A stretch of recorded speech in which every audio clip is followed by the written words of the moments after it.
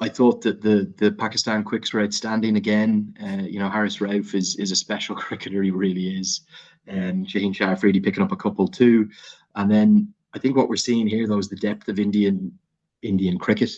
If you've got Ravindra Jadeja coming in at 7, and Ishan Kishan and Pandya building a really good partnership here for the 5th wicket.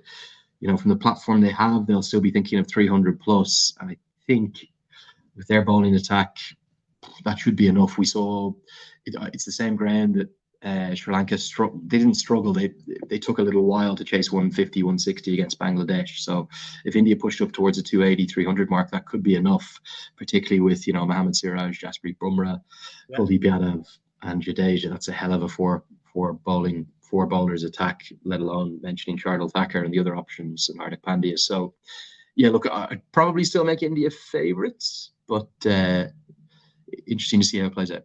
Yeah, isn't it? It's been a great match already, isn't it? Still the match is hanging right in the balance. Maybe India will be ahead at the moment, but it's still 50-50.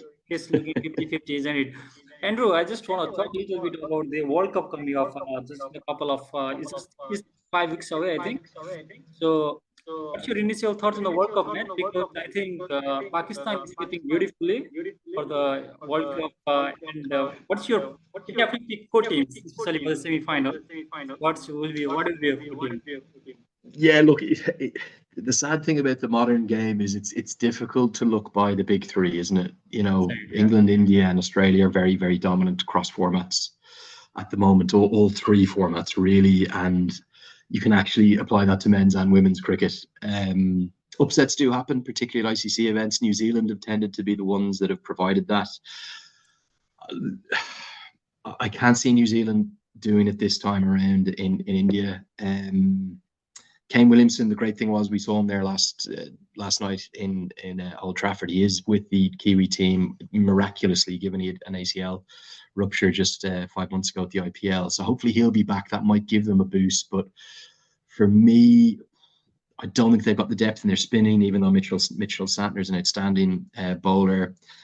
I do like Mark Chapman a lot. I'm not sure they'll be strong enough to break into the top 4. I think the dark horse is probably to watch our Bangladesh in those conditions. In terms of who might, like, the reality is, if you had to pick 4 who are going to make the semi-finals, you would say Australia, India, England, and Pakistan. That would be the kind of odds-on top 4. South Africa have real battles at the moment, despite if you look at their team sheet, you would say, oh, that's a brilliant team. They should do really well. But they aren't. They've been hammered the last 2 nights. I know it's in a different format in T20 against Australia. I'd love to have seen. I think Say that again. They got hammered. Yeah. Against Netherlands, I think, isn't it? That they Yeah, were amazing, isn't it? exactly. That was the last. That was the T20 World Cup, the Adelaide Oval. I'd love to have seen Zimbabwe get there, even though it's a brilliant story that an associate team are there. And the Netherlands, and look, the Netherlands, if they can win a game or 2 games, that's going to be a hugely successful tournament for them. It's an outstanding achievement. In my opinion, it's the biggest achievement in associate cricket history, actually, to qualify for a 10-team World Cup. And I'll just be honest, I'm really glad it's the last 10-team World Cup, because cricket has so much more depth and so much more intrigue than just those 10 teams. It's a tragedy that the West Indies don't deserve to be there. They're not one of the 10 best teams in the world at the moment, but it's a tragedy to think that they're not there. And it's even worse to think that that's really only for the first time opened people's eyes to the fact that it's a 10-team World Cup. We had one in 2019. It was, for me, a pretty average event. It had probably the best final of all time, absolutely. But if you take that away, it was also a really good semi-final between India and New Zealand. If you take that away, the problem with the format is if you have a 10-team World Cup, it's one group of 10 teams, and they play each other 9 times each, which makes 45 matches of group stages and 3 knockout matches. So if you run expected models of the tournament, you're very likely to get dead rubbers, i.e. games that mean nothing, because the difference between 5th place and 10th place is irrelevant. It literally makes no difference. And actually, you could even argue the difference between 1st and 4th isn't really that big a difference. Okay, in 1st, you get to play the 4th ranked side, and 2nd place 3rd. But, if you're into the semi-finals, you're into the semi-finals. You win 2 games, you win the World Cup.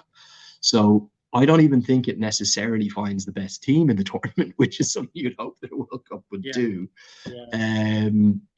So look, I'm naturally really excited about it, particularly for the Netherlands, and it's going to be 2 months of brilliant cricket. For us who love associate cricket, right in the middle of it, we're going to be focusing on Nepal though, because they're going to have a T20 World Cup qualifier Yeah, right in the middle of it. So again, I don't know who thought of that scheduling. yeah, And for me, I would have hosted the T20 World Cup qualifier straight after the World Cup in yeah, mid-November, end of November, because then you could have had all of the success of India rolling into that. yeah, But the calendar is so crazy right now. I also understand and empathize that it's close to impossible to not get clashes. I'm going to find it hard to name a winner outside of looking past those four. I've got a little feeling for Pakistan. They could just find one more batter. They're so heavily reliant on batters and yeah, Mohammad Rizwan's runs. Um, India on home soil will be very difficult to beat. Australia will go with the bit between their teeth, and England have a ludicrous amount of white ball batting depth, such to the point that Harry Brook isn't even in the squad somehow. Now that yeah, may change, but yeah, for the other also rans for the likes of Sri Lanka, despite Hasaranga being world class, I don't think I can see them into the top four. Bangladesh, if they play really well, could threaten. They've had a great 2 or 3 years in the 50 over game. Who are we missing out? Afghanistan will win Pakistan, games, but they yeah, probably won't threaten the top four. yeah, South Africa I've already touched on, and yeah, New Zealand I don't think will get there. Neither will the Netherlands. So the top four for me. I know yeah. there's 45 games of cricket to solve it, but I'd be very surprised if it's not the big three: Australia, England, India, and then Pakistan as well. So what a year it has been to Australia, isn't it? They have won the World Test Championship. They have written the Ashes. They are looking forward to the World Cup. What a year it has been for the Pat Cummins and his side, isn't it? Yeah, it really has. Look, I think you rightly use the word of retaining the Ashes there. They should stick a little asterisk next to that. I think they were pretty lucky to do that in some Yeah, ways, as most of the cricketing world lost its mind over a stumping and yeah, all sorts of drama. I wish there was a bit more focus on that series on the cricket yeah, and not the nonsense off the field, yeah, because and look, the players to a certain extent of themselves to blame for that. If Australia never took that stumping opportunity or called Johnny Bairstow back, it wouldn't even have been a story. yeah, And then that just sparked all sorts of ludicrous stories. And I'll be honest, I think both sides were a little silly. yeah, Like some of the stuff from Australia on the last day yeah, when England got to change the ball, and yeah, not just like if the fans are saying it, fair enough, but then the players are going, "Oh, we would have won 3-1 or we would have won yeah, 2-1 if yeah, they didn't get to change the ball. It wasn't even yeah, illegal." Like, get on with the game. You know what yeah, I mean? yeah, Stop the kind of nonsense headlines. But look, that's England, Australia. There's always that kind of yeah, antagonism between them, and maybe that's what makes it so watchable. I just thought some of the nonsense yeah, um, overloaded how brilliant the cricket was, and the cricket was brilliant. And in the modern day and age, when we see so few lengthy test series, the cricket was outstanding, and it went right down to all the way to the fifth day of the final test. And in fact, if we didn't have a washout in the, I think it was the Manchester. It was in fourth, Manchester. yeah, the Manchester. fourth test, wasn't it? If we didn't wash it there, it could have been all three results still possible. So, One look, question, some Andrew. Just I want to just add as well. Like, mm, do you think this was the best assist ever that we have witnessed? Do you think? look with there's a bit of recency bias in it. It was a very good Ashes for me. 2005 will still be the best one, certainly of the modern era, the broadcast era, if you will. Um, yeah, very hard to look past that one with the personalities of Flintoff and Warren in particular, McGrath, Langer, Hayden, Ponting, that golden generation of Australian cricketers. And yeah, '05 would still be the pick for me, but given the madness of the current cricket calendar, all these different formats trying to coexist with each other, I think it's brilliant to see that Test cricket still captures the attention, maybe in a way that none of the other things do outside of a probably a 50 over World Cup. Yeah, isn't it? But before I let you go, you've been called a voice of Nepalese cricket, which you are. So your message to the cricket fans back home, Nepal. Look, I get asked this quite a bit, and it's always very emotional for me to get across how thankful I am to Nepali fans. I I still don't quite understand it.